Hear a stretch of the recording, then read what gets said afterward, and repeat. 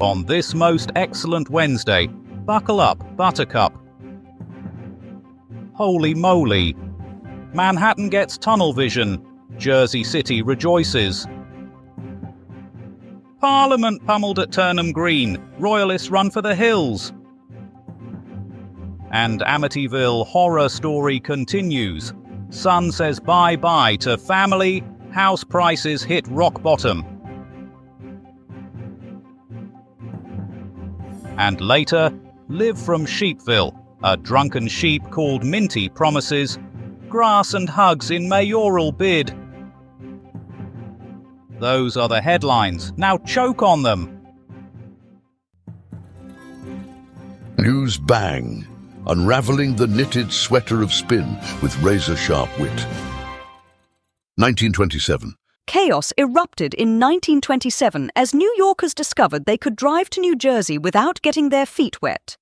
The Holland Tunnel, a marvel of engineering and a testament to man's ability to annoy aquatic life, opened to traffic. 84 giant fans were installed, not for driver comfort, but to prevent death by noxious fumes.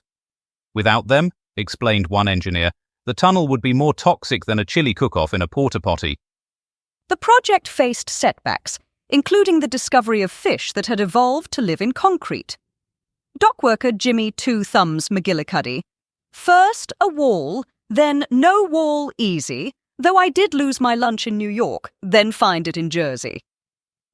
One critic warned, "They'll be drilling holes under everything. By 1950, we'll all be living like moles." 1642. King Charles had a right royal tantrum today when 24,000 parliamentarians blocked his path to London. His forces, armed with pointy sticks and potty mouths, were stopped at Turnham Green. Peasant Thomas Two-Teeth Higgins. They looked like angry garden gnomes. The king got miffed, stomped his feet, and went home crying. The parliamentarians, backed by the local Neighbourhood Gnomes Association, sent the king packing back to Oxford, where he was last seen muttering about democracy and those bloody Roundheads. 1974. Shocker. The DeFeo family murders? Blamed on a ghostly window cleaner. Son Ronald claims a spectral squeegee wielder told him to do it. Experts say, a bit much, even for Amityville. Local Gladys Pumphandle reported pre-murder phenomena, levitating cornflakes, a phantom hoovering a pre-invention Dyson at midnight. The house, now worth $8 million because ghosts is a tourist trap. Estate agent Bernie Wobble boasts it bleeds from the walls. Plus, a basement demon does your taxes. 13. News bang. Crafting tomorrow's history with today's unyielding grasp of factuality. And now, a weather forecast that's more explosive than a volcano in a vinegar factory. It's Shakanaka Giles.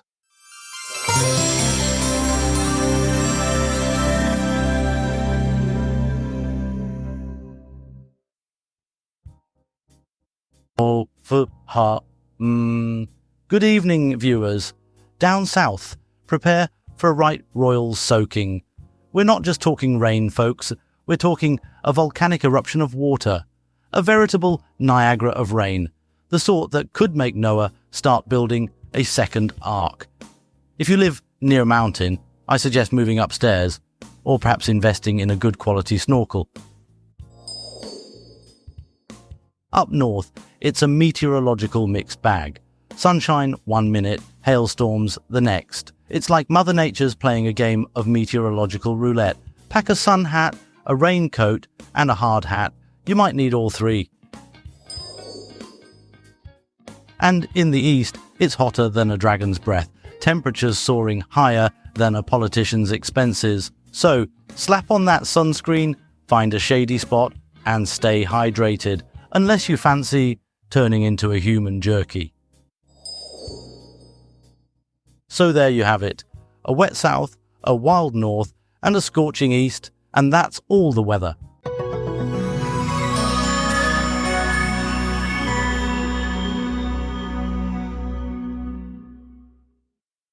(1642). Hold on to your codpieces because it's all kicking off in Turnham Green. King Charles has tried to sneak into London, but it seems those pesky parliamentarians have other ideas. They've rounded up a right rabble of Londoners, armed with everything from pikes to pitchforks, and they're giving those royalist chaps a proper seeing to. We go live now to our man on the muddy field, Brian Bastable, who's dodging stray arrows and irate housewives. Brian, what in Cromwell's name is happening? Pamela, it's like a drunken pub brawl out here, only with more pikes and fewer teeth. Those London-trained bands are a motley crew, Pamela, a right proper rabble. They look like they've just stumbled out of a tavern, which, knowing those London lads, they probably have. They're waving their pikes around like they're trying to swat a particularly persistent swarm of wasps. I just saw Prince Rupert ride face first into a tree, Pamela. The man's normally a tactical genius, but I reckon he's had one too many tankards of ale this morning. He's sitting there now, looking dazed and confused, muttering something about squirrels and treason. The King's Army's having second thoughts, Pamela, like a bloke who's just ordered the extra spicy vindaloo and realized his mistake. They're outnumbered, outmaneuvered, and quite frankly, out of their depth. They're retreating faster than a Frenchman at a cheese-rolling competition. This is a victory for Parliament, Pamela, a right royal kick in the crown jewels. Those Londoners have saved the day, armed with nothing but their pikes, their pluck, and their impressive collection of insults. This is Brian Bastable, Newsbang, signing off from a battlefield that smells like victory, ale, and a hint of regret. Mostly from the royalists, I suspect. 1974. Breaking now from our earlier coverage of the parliamentary ping-pong tournament, we turn to events that occurred on this day in 1974. The tranquil village of Amityville, New York, became the scene of an unspeakable family tragedy. Ronald DeFeo Jr., armed with a .35 caliber rifle, committed an act so heinous it would later spawn an entire horror franchise and change the face of American true crime forever. The murders, which occurred at precisely 3:15 a.m., have left investigators baffled and psychiatrists perplexed. Ken Schitt is standing by with more details from our crime desk. Ken. This is 112 Ocean Avenue, Amityville. A house that looks like any other suburban dream home, except this one's got more bodies than a morgue's Christmas party. November 13th, 1974. Ronald DeFeo Jr., a 23-year-old waste of oxygen, decided to redecorate his family home with the contents of his relatives' skulls. 6 people, all sleeping peacefully in their beds, until Junior here turned their dreams into a nightmare with his .35 caliber Marlin. Mom, Dad, 2 sisters, 2 brothers, all of them transformed into abstract art on their own bedsheets. And this cockwomble had the nerve to walk into Henry's bar later that day, crying about how someone might have shot up his family. Well, no shit, sunshine. That someone was you. But wait, there's more. Like vultures circling a particularly juicy carcass, along came the Lutz family, who claimed the house was haunted by everything from floating pigs to demonic marching bands. They lasted 28 days, before running faster than a rat up a drainpipe. The defense attorney later admitted to cooking up the ghost story with the Lutzes over a few bottles of wine, because nothing says respect for the dead like turning a family massacre into a supernatural circus. This is Ken Schitt, reporting from what used to be just another street in Long Island, before it became the world's most profitable bloodbath. Back to the studio. 1992. Australia now, where the High Court has ruled that convicted armed robber Barney Dietrich's lack of legal representation was, quote, a bit of a pickle. The landmark case has established that while criminals can't demand a free lawyer, judges should probably pause proceedings if the accused is reduced to defending themselves with hand puppets and interpretive dance. Legal experts are calling it the most significant ruling since the right to a fair go was enshrined in Australian law. And for more on this story, we cross live to our American correspondent Melody Wintergreen, who's standing by in what appears to be the wrong hemisphere entirely. Melbourne, Australia. Melody Wintergreen here at the High Court, where the legal eagles have just ruffled some feathers. It's the case of Dietrich Fife the Queen, and it's about to change the game for Aussie justice. Barney Dietrich, a bloke accused of armed robbery, found himself in a bit of a pickle. No lawyer, no cash, and facing a courtroom full of legal jargon that would make a kangaroo scratch its head. But Barney, bless his rebellious heart, wasn't going down without a fight. He took his case all the way to the High Court, arguing that a fair go wasn't just about shrimp on the Barbie, it was about having a decent lawyer. And guess what? The High Court agreed. They ruled that while a free lawyer isn't a constitutional right, judges can't just let a bloke swing in the breeze if he can't afford legal help. They've set some ground rules: seriousness of the crime, the accused's finances, complexity of the case. It's a legal landmark, a victory for the underdog, and a reminder that even armed robbers deserve a fair shake. Outside the court, protesters are celebrating. Tanya Steele, a champion of the downtrodden, is waving a sign that reads, "Justice for all, even the criminals."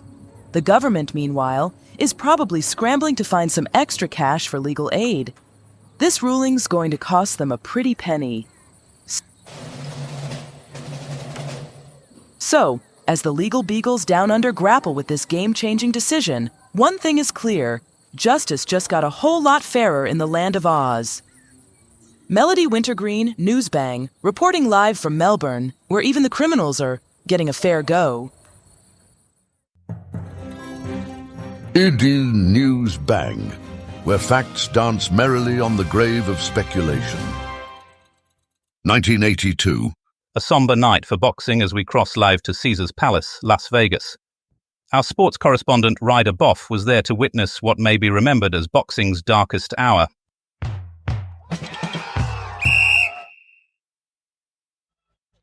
And now here in 1982, we turn our attention to the boxing ring at Caesar's Palace, Las Vegas, where WBA lightweight champion Ray Boom Boom Mancini has just defended his title against South Korean challenger Kim Duk-koo in what can only be described as 15 rounds of unrelenting brutality. The kind of brutality I haven't seen since my second wife discovered my collection of Finnish wrestling magazines. Mancini's on the attack. Kim's blocking some, but he's taking a pounding. He's got more cuts than a butcher's window. This is brutal stuff. Speaking of wrestling, did you know I once participated in a charity match against a man dressed as a badger? Lasted 3 rounds before the costume head came off and revealed Lynn Foldswood. Turned out she had a right hook like a runaway combine harvester. But I digress. The match tonight was as one-sided as a Mobius strip. Kim showed the resilience of a rubber doorstop, absorbing more punishment than my credit card at the annual Morris Dancing Convention. But in the 14th round, everything changed. Mancini lands a devastating right hook. Kim staggers. He's down. The referee starts the count. 1, 2, 3. Kim's trying to get up, but he's wobblier than a plate of jelly on a roller coaster. 4, 5, 6. This could be it, folks. 7, 8, 9. He's up, but he looks like he's just been run over by a herd of particularly enthusiastic rhinos. Mancini landed a combination that sent Kim to the canvas like a sack of particularly determined potatoes. Another devastating combination from Mancini. Kim's down again. This time I don't think he's getting up. Hope he's not dead. Oh God, actually, I really hope he's not. The referee's waving his arms. It's over. Mancini wins. But at what cost? The medical team rushed in faster than my ex-wife's brief at a property hearing. Kim's condition is critical, and sources tell me he's being rushed to Desert Springs Hospital. The WBA will surely need to address this. Meanwhile, in other boxing news, punching Pete Peterson knocked out 3 spectators during his ring entrance at the Bolton Leisure Centre when his new signature move, the twirling dervish of doom, went horribly wrong. Peterson later claimed he'd been practicing the move in his garden shed but hadn't accounted for the lower ceiling height. That's all from ringside. Back to the studio, where I imagine they're all wearing those ridiculous new shell suits everyone's talking about.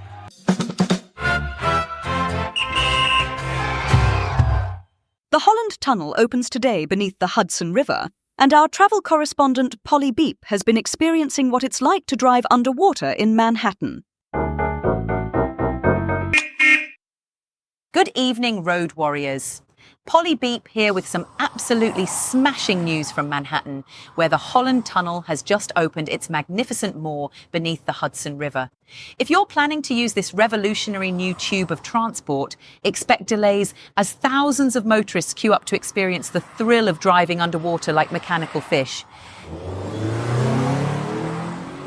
The innovative ventilation system is working overtime, with 84 fans doing the Charleston to keep the air fresh. Though I must warn you, several drivers have reported getting their hats blown clean off their heads. If anyone spots a bowler hat floating down the Hudson, do fish it out. It belongs to the mayor. Traffic is particularly heavy on the New Jersey side, where excited commuters are forming what locals are calling the Great Queue of 27. Several Model T Fords have overheated from sheer anticipation. And a quick word of caution, please resist the urge to honk your horn in celebration while in the tunnel. The echo has already caused 3 cases of temporary deafness and 1 spontaneous jazz concert. Back in Manhattan, horse-drawn carriages are staging a protest, claiming this newfangled tunnel will put them out of business. Expect delays around Central Park as several disgruntled horses are refusing to move until they're given union rights. This is Polly Beep, reminding you to keep your spirits high but your speed low in the tunnel. Back to you in the studio. A 1940. And now for our science segment, where Calamity Prendeville explores the curiously British origins of stereo sound and its peculiar connection to tea-making apparatus.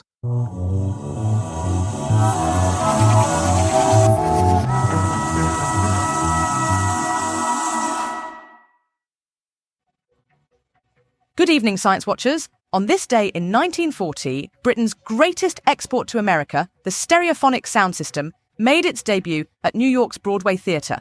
While Walt Disney may have provided the dancing hippos and mushrooms for Fantasia, it was Nigel Sounsworth of Clacton-on-Sea who revolutionised cinema audio. Using technology developed for his automated tea brewing system, Sounsworth created what he called the Multiple Sound Dispersal Unit and Occasional Toast Warmer. The system used an array of specially modified speakers, each containing a small, British-made vacuum tube that could reproduce the sound of an entire orchestra or, in emergencies, make a lovely cheese toastie.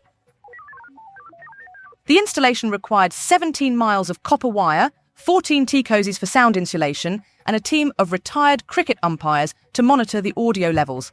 The system was so powerful that during testing, it accidentally summoned a pod of dolphins to the Thames. Disney's Fantasia was chosen as the first film to showcase this technology, mainly because Mickey Mouse had recently acquired British citizenship. The premiere was a smashing success, though several audience members reported their hair had been perfectly permed by the bass frequencies. Sadly, the system's widespread adoption was limited by its requirement for genuine Yorkshire tea to cool the amplifiers. This is Calamity Prendeville, reminding you that British innovation is behind everything, even dancing dinosaurs. News Bang, where every whisper of fiction meets the thunderous voice of fact. And finally, a look at tomorrow's papers. The Times. Vettel wins big metal cup for going fastest. There's a picture there of a smiling German. The Independent. Cyclone causes. Plane to go down near beach. 30 dead, apparently. The Mail. Clinton and Gingrich fall out over cash. The US government has shut down, but don't worry, it's not like it was doing much anyway. And the Mirror. Man still can't find socks. That's for the 3rd day running. Newsbang will be back tomorrow. Unless we're all vaporized by then. Good night, and try not to get eaten by a grue. Tune in next time for more artificially intelligent hilarity. Newsbang is a comedy show written and recorded by AI. All voices impersonated. Nothing here is real. Good night.